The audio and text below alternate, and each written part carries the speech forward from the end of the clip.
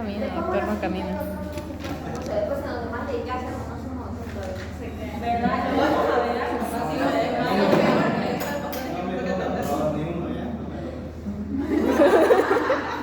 Esa fue que nos tiene. La clásica que yo recibía a mis internos cuando era residente, cuando llegaba a mi servicio de medicina interna, a San Juan de Dios, les decía, ¿saben qué? Si algún día ustedes me ven mal llegando de rata, por favor no me toquen. Porque no quiero que no me toque alguien que no sepa medicina. Bueno, vamos a seguir hablando sobre el genital femenino en esta oportunidad. Y he seleccionado los temas que más me ocupan en esta parte porque la mayoría van a volvernos a ver en ginecología, sobre todo los compromisos, lo que compromete el endometrio y relacionados a útero como tal. Pero en realidad, lo que es la parte de la anatomía patológica, las más frecuentes, y no son muchas en realidad, pero son bien representativas e importantes para el resto de su formación de ustedes, ¿ya? Entonces vamos a empezar hablando sobre la vulva, ¿ya? Cerca de un 30% de los CA de vulva están relacionados con el virus del papiloma humano, ¿ya? El responsable es el virus del papiloma humano, pero el serotipo 16, que es el de alto riesgo. El 70% de los CA de vulva aparecen como una lesión primaria, como una lesión de líquen escleroso, ¿ya? Que es una lesión precancerosa, en otras palabras, en la cual tiene la particularidad y la característica de ser una lesión de forma blanca en la región perianal o en la región de los labios mayores. Obviamente la vulva está sometida, y por el lugar donde se encuentra, está sometida a muchos procesos infecciosos y derivados por la humedad donde se encuentra, ¿no? Entonces, la hace más frecuente y propensa a sufrir infecciones generalmente infecciones superficiales por la humedad en la que está sometida, ¿no?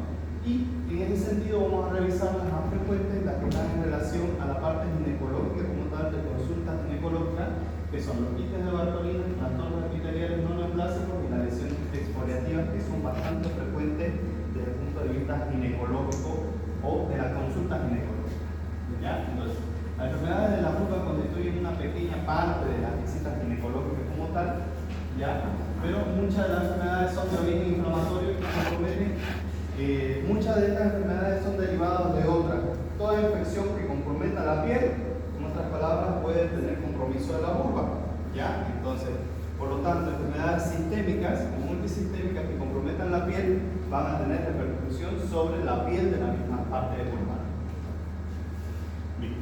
Quiste de Bartolino, como sabemos, las glándulas de Bartolino se encuentran en la parte inferior y a ambos lados de la vulva, y estas tienen la función principal de lubricar tanto la vulva como la vagina, ¿ya? Entonces, esa es la función de las glándulas de Bartolino, que se encuentran entre términos anatómicos a horas 5, pero a horas 4 y a horas 7, ¿ya?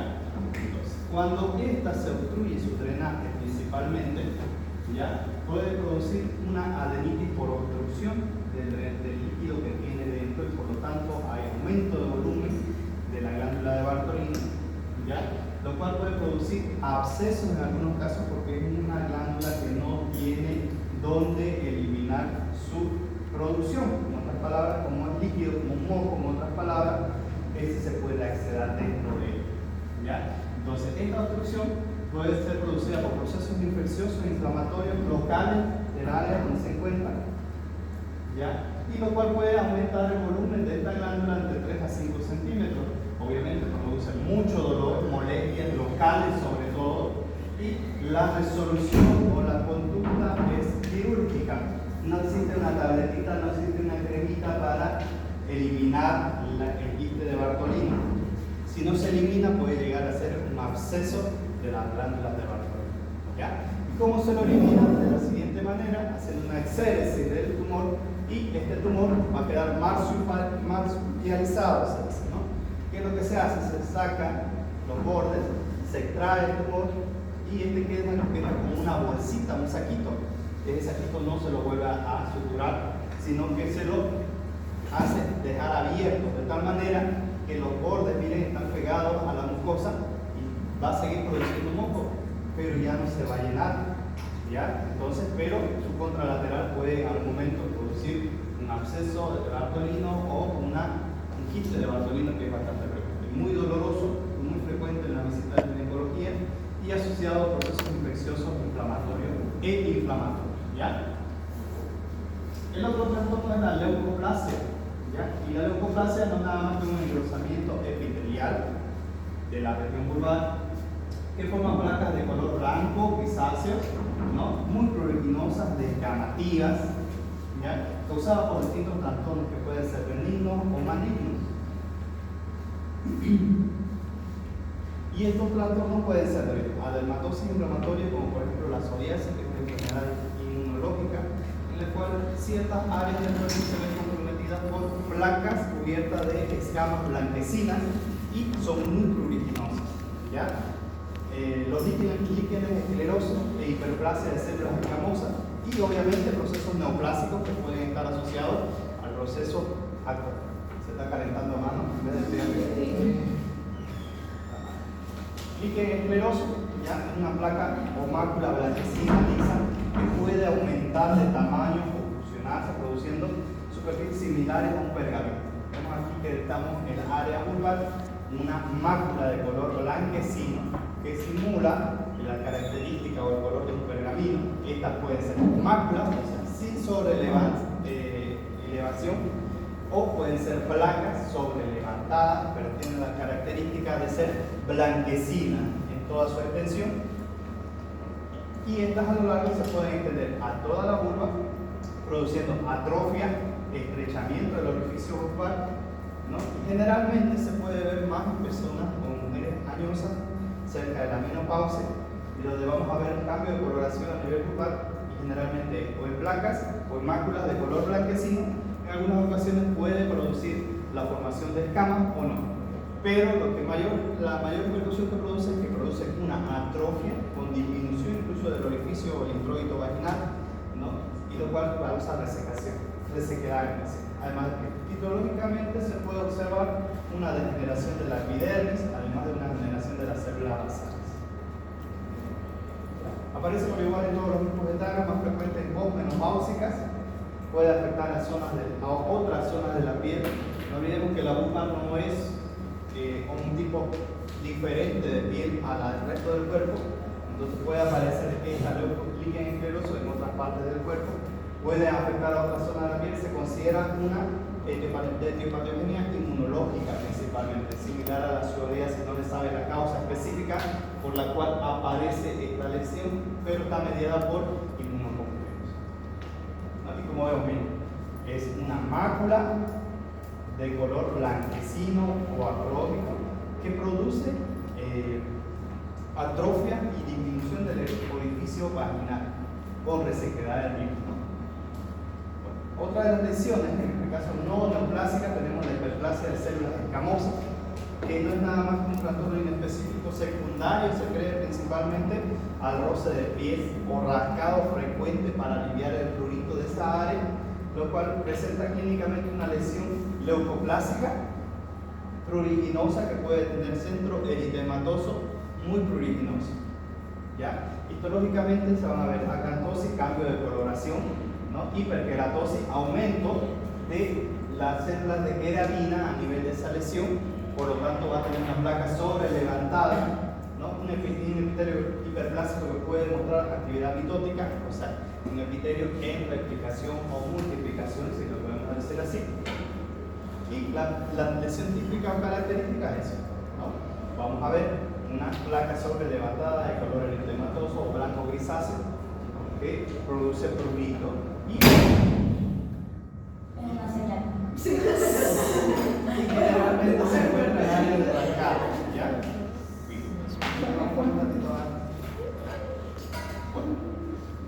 Dentro de las lesiones no neoplásicas ya hemos visto la leucoplasia, y ahora vamos a ver las lesiones exofíticas benignas o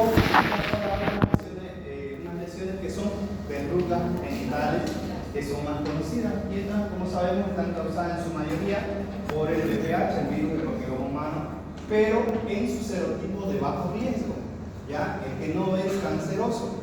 Entonces, estas lesiones son producidas por el VPH. Las lesiones más clásicas son el condiloma acuminado, ¿ya? Entonces, que da una lesión característica, ¿no? Unas lesiones verrugosas, las cuales tienen forma de coliflor y se pueden encontrar en piel cerca del área genital, como no cerca del área genital. Depende de dónde está el área en contacto para esta infección. Bueno, también tenemos las hiperplasias de células escamosas, que son el condiloma acuminado, este título está mal. Son las mismas lesiones exofíticas, ¿ya? Las lesiones exofíticas son condilomas acuminados, son verrugas genitales benignas producidas por VPH de bajo riesgo, como habíamos mencionado. Y los serotipos de bajo riesgo en este caso son el 6 y el 11 que causan este tipo de lesiones verrugas. Las lesiones no se limitan solo a vulva, se pueden ir a cualquier parte del cuerpo en la que esté en contacto con el virus que se lo adquiere por contacto sexual. ¿Ya? Entonces pueden ser variadas. Va a reventar el variedad. Las lesiones pueden ser variadas, ¿no? Podemos tener estas lesiones de diferente coloración, pero son las de bajo riesgo igual. Y esto está en contacto de que si está más frecuente en contacto o visible a los lugares donde se pueda cometer fricción o en contacto con el sol, lo que van a dar ese cambio de coloración. También podemos encontrar principalmente pacientes inmunocomprometidos, como pacientes que utilizan corticoides o pacientes que están con inmunodeficiencia por el VIH. Podemos encontrar las lesiones, ¿no?, en cavidad oral, que pueden ser tan simples como esta pequeña o pueden comprometer toda la mucosa oral, las cuales tienen la característica principal que tienen esa morfología cerebriforme, ¿ya? Y pueden variar en color dependiendo del lugar donde se encuentran. Entonces, estos solo son lesiones de VPH de tipo de bajo riesgo. Obviamente, en algún momento, si es un paciente inmunodeprimido, puede tornarse. ¿Ya? Bien. Las lesiones esofígicas benignas, como el condiloma, histológicamente muestran un epitelio escamoso engrosado, ¿no? En su superficie muestran alteraciones citopáticas. Víricas conocidas, lo más característico, ¿no?, unas alteraciones atípicas conocidas como coilocíclica, que no es nada más ni nada menos que esta forma de las células que da un halo blanquecino con un núcleo resaltado y aumentada de tamaño, que es una característica principal de las células infectadas por el papilomavirus.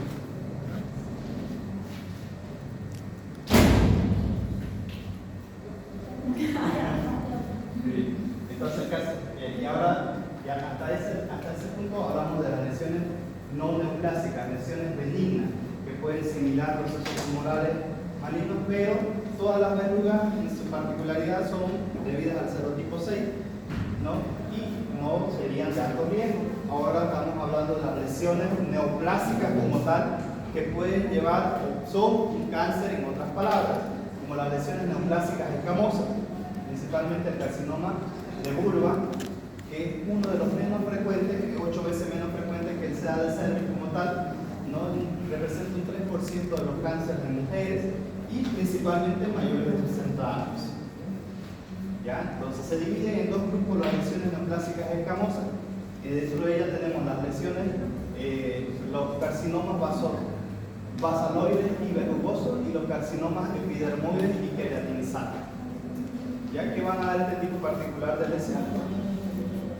Los carcinomas basaloides y verrugosos están en relación al VPH, ¿ya?, de alto riesgo, que sería el serotipo número 16. El 30% de las mujeres es joven, ¿ya?, y en una edad promedio de los 60 años de edad. Entonces, el factor de riesgo principal, tener relaciones sexuales de forma precoz o el coito precoz, como dice la literatura, ¿no? ¿Ustedes consideran coito precoz desde qué edad? ¿Ya llevan ginecología? Bueno, ginecológicamente se considera un coito de una gestante precoz al paciente que tiene menos de 15 años. ¿Ya? Entonces, ese es un coito precoz. ¿Ya? Relacionado también a múltiples parejas sexuales, o pareja sexual masculina con múltiples parejas sexuales, ¿ya? Entonces, en otras palabras, está netamente relacionada a la actividad sexual y sobre todo los serotipos de alto riesgo, ¿ya? Entonces, el carcinoma epidermoide del tipo queratinizante no se encuentra relacionado en relación al otro, que es basaloide y verrugoso. El de tipo epidermoide y queratinizante no está relacionado al BPH, ¿ya? Entonces, esa es la gran particularidad y diferencia. Es mucho menos frecuente, el 70% de los casos aparece en mujeres más jóvenes, en promedio 75 años, y surge como una lesión precursora de una neoplasia epitelial vulvar diferenciada. En otras palabras, para que hagan este tipo de lesiones tiene que haber una lesión precancerosa, un cambio celular, ya sea en la replicación o daño estructural en la misma célula, ¿ya? Se cree que la irritación crónica del líquen escleroso podría evolucionar de forma gradual a malignidad. Entonces, existen ciertos tipos de lesiones, como por ejemplo el líquen escleroso, que es producido por contacto continuo, prurito continuo, que pudieran progresar a este tipo de lesión. Pero como todo en la vida del cáncer, tiene que haber una predisposición genética, que quiere decir que tiene que haber algún familiar, algún conocido con antecedentes de tener alguna neoplasia en vulva, ¿no? Entonces, es muy poco frecuente que este sea el primer paciente que tenga o desarrolle este tipo de neoplasia. Y ese tipo de neoplasias, como son queratinizantes, puede dar este tipo de lesiones. Puede ser cerebriforme, muy diseminado en toda la vulva, que deforman totalmente la vulva. Puede dar lesiones ulcerosas con atrofia y ulceración de las mismas lesiones de la región perianal y vulvar, ya sea en la mucosa, en los labios menores o en los labios mayores, o extendidas al periodo. Las lesiones neoplásicas glandulares también pueden dar procesos inflamatorios, procesos tumorales. Como sabemos, la vulva tiene glándulas, unas glándulas apócrinas modificadas en este caso, porque sabemos que hay dos tipos de glándulas, ¿no es cierto? ¿Cuáles son las glándulas? Dos tipos de glándulas en general. Son oecrina y apócrina, ¿no? ¿Cuál es la diferencia del uno y del otro? Las glándulas endocrinas producen sudor en el caso de cuando estamos en lugares calientes nos refrescan, pero las glándulas apócrinas producen el sebo, producen una secreción que puede predisponer a los cambios de dolor. Principalmente tenemos en región axilar, región inguinal, y estos son modificadas en la región vulvar, ¿ya? Entonces, esas glándulas apócrinas en la vulva pueden producir estos dos tipos de lesiones o tumores, que son el hidroadenoma papilar y la enfermedad de Bayet extramamario. Entonces, el hidroadenoma papilar, que es un nódulo bien delimitado, ¿no?, de los labios mayores o pliegues interlabiales, que puede confundirse con un carcinoma por la existencia o la tendencia, a ulcerarse. Vemos un nódulo en la región de los pliegues interlabiales que puede ulcerarse o no. Puede dar la apariencia de ser un carcinoma, siendo que es un tipo de cáncer especial, ¿no?, que se llama hidroadenoma papilar, netamente de la glándula de la vulva. Como vemos aquí, el nódulo que tiene tendencia a ulcerarse, ¿no? Y esto da la similitud de un carcinoma ulcerado, que vemos la lesión con su solución de contigüidad, una lesión nodular ulcerada por la misma tendencia del mismo nódulo. ¿Ya? Las lesiones neoplásicas glandulares, en este caso la enfermedad de Bayet, que es una enfermedad que se considera similar a una enfermedad autoinmune, que produce una irritación local, ¿ya?, que es una lesión infrecuente prácticamente en área eritematosa, pruriginosa, con formación de costras y geografismo, ¿no?, habitualmente en los labios mayores, muy dolorosa, descamativa. La particularidad de la enfermedad de Bayet extramamaria es que no está asociada al cáncer, se limita a la epidermis y a la vulva, y las lesiones locales pueden permanecer años sin extender o sin invadir, o sea, no invasiva, es una lesión netamente de epidermis, ¿ya? El tratamiento lamentablemente es quirúrgico, remover toda esa área para que la lesión deje de molestar al paciente, ¿no? Entonces vemos el área afectada y la remoción quirúrgica de las lesiones para que el paciente tenga el curado completo. Bien. Hasta ahí hemos hablado de vulva, ¿no? ¿Alguna pregunta de vulva? ¿De la enfermedad de vulva? ¿Quedó claro? Aquí el libro dice que en pocos casos con invasión el pronóstico es mal. A la vez invasión quiere decir que se detenga, aunque no sea En maligno, otras palabras, metástasis. por más que no sea maligno. Porque si se invadió, quiere decir que aunque saque esa parte, va a seguir. Y va a seguir, va a brincar a otro lado, ¿no? Entonces ya ahí se convierte en un proceso metástasis.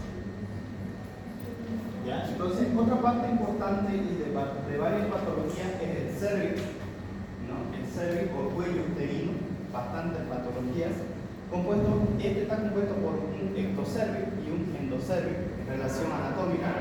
Sabiendo que el ectocérvix es lo que está afuera del mismo, en contacto con las paredes vaginales, y el endocérvix está dentro del cuerpo del ectocérvix como tal. ¿Ya? El ectocérvix está compuesto o está cubierto por epitelio escamoso y el endocérvix está revestido por epitelio cilíndrico productor de moho, ¿no? El área del cérvix donde el epitelio escamoso coexiste con el epitelio cilíndrico recibe el nombre de zona de transformación. Bueno, este cuello como tal es propenso a tener procesos infecciosos sobre todo, pero a partir de la menarquia, ¿qué es la menarquia? La primera menstruación existen cambios importantes en la mujer, hormonales sobre todo en la mujer, que están encaminados a mantener un equilibrio entre la flora residente vaginal y por lo tanto de protección a nivel vaginal, ¿no? Cuando se produce la primera menarquia por alteraciones hormonales, vamos a producir la producción de estrógeno como tal, se va a producir en las células escamosas una producción de glucógeno intracelular. Este glucógeno va a ser liberado a través de vacuolas, ¿no? Y lo cual va a servir de sustrato para los gérmenes locales, o sea, para la flora bacteriana local, principalmente los lactobacilos de Doleter que se encuentran en las paredes vaginales. Y este va a tener la función de que estos bacilos produzcan ácido láctico para mantener un pH vaginal de 4.5, lo cual va a su vez producir la producción de H2O2, que es el oxígeno reactivo, ¿no? El agua oxigenada o peróxido de hidrógeno, lo cual disminuye el crecimiento, tanto el pH como esta sustancia disminuye el crecimiento de otras bacterias que no sean los lactobacilos que producen una flora residente local para protección vaginal. ¿Ya? Cuando este ambiente se altera, predispone a la sobreinfección por otras bacterias, ¿ya? Que no están habitualmente en el tracto vaginal. Entonces, y estos procesos pueden ser causados por la alteración del microambiente, origina una cervicitis, inflamación del cuello como tal, o una vaginitis, en otro caso, cambio de la flora bacteriana, y puede dar múltiples manifestaciones, ¿no? Y esto puede ser por gérmenes variados como gonococo, clamidia, micoplasma, entre otros. ¿Ya? Va a dar una irritación, cambio de coloración, aumento de producción, prurito, malestar, incluso hasta las térmicas en los pacientes que pueden tener este proceso infeccioso. ¿Ya? Entonces, ¿cómo se ve? Con un colposcopio vamos a ver que el ectocérvix medio tiene una forma eritematosa, ¿no? Está rubicundo y además puede tener secreción, como en este caso que vemos una secreción blanquecina que puede ser derivado de una infección, ya sea de transmisión sexual o por translocación bacteriana en el caso de que la humedad vaginal haga cambio. ¿Ya? Pasando a los procesos infecciosos, existe otro proceso tumoral no neoplásico que sería el pólipo endocervical, que es una tumoración que crece y sale del endocérvix y protruye por el ectocérvix, ¿no? Es una lesión exofítica benigna localizada en el conducto endocervical. Histológicamente está recubierto por glándulas endocervicales secretoras de moco, además de que se acompaña el proceso inflamatorio. En otras palabras, un tumorcito que sale por el ectocérvix cuelga, ¿no? Es una tumoración benigna que se extirpa y no hay problema, que puede ser tanto aproximar solo una pequeña cantidad o puede formar un pólipo, ¿no? Un cuerpo así y aproximarse más en el mismo cuerpo. Incluso puede llegar a colar. Si lo viéramos nosotros con un colposcopio, vamos a ver este tipo de pólipos alargados, un pólipo que apenas está asomándose y un pólipo más ovalado, benigno sin ninguna repercusión clínica del paciente, más que puede dificultar el proceso de fertilidad. Las neoplasias premalignas de cervix, por ejemplo, el cáncer de cervix por la cuarta parte, es el cuarto más frecuente de lo que son las neoplasias, siendo que casi un poquito más de medio millón de mujeres para el 2018 estaba con diagnóstico de cáncer de cervix. La mitad de los casos son mortales porque en su mayoría de los casos del cáncer de cervix, como no duele, no tiene manifestación, se diagnostica en estadios tardíos donde no se puede hacer ni resección, ni quimio, ni radio y el paciente termina falleciendo, ¿no? Hasta los años 50, era la primera causa de muerte. Actualmente ha reducido un 75% esa mortalidad, bajando hasta una tercera posición en el tema de las causas de deceso en mujeres, ¿ya? Debido en gran parte a la citología cervical, o lo que llamamos nosotros aquí el Papá Nicolau, que es lo que está diseñado para detectar algún cambio en las células que están rodeando el cerebro. ¿Ya? Entonces, está asociado principalmente al BPH de alto riesgo como principal factor de riesgo para tener un cáncer de cervix. ¿Ya? Y principalmente tenemos estos tres serotipos relacionados de alto riesgo para el cáncer de cervix, que sería el BPH 15, relacionado con un 5% junto a otros BPH que producen cáncer de cervix. El BP 16, responsable de más del 60% de los casos de cáncer de cervix. Y el BP 18, responsable del 10% de los cánceres de cervix.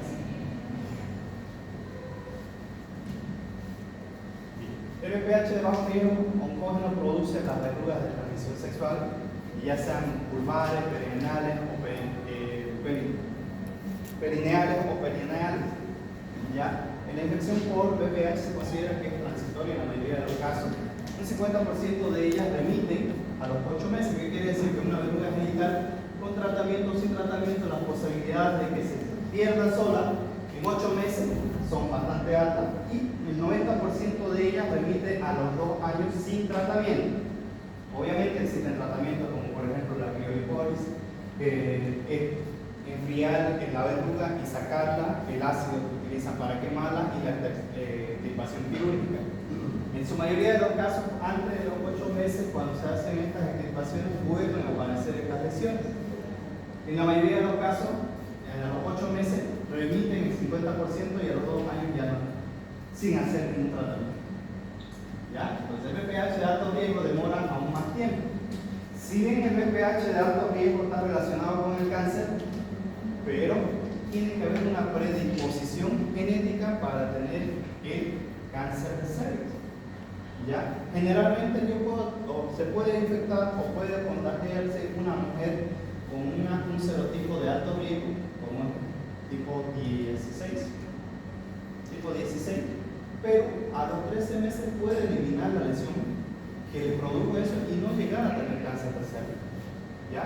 Entonces el BPH causa alteración, es carcinógeno, ¿por qué? Debido a una alteración en las proteínas E6 y E7, las cuales interfieren en la actividad de las proteínas supresoras principales del P53 y del ERB. ¿Qué quiere decir esto?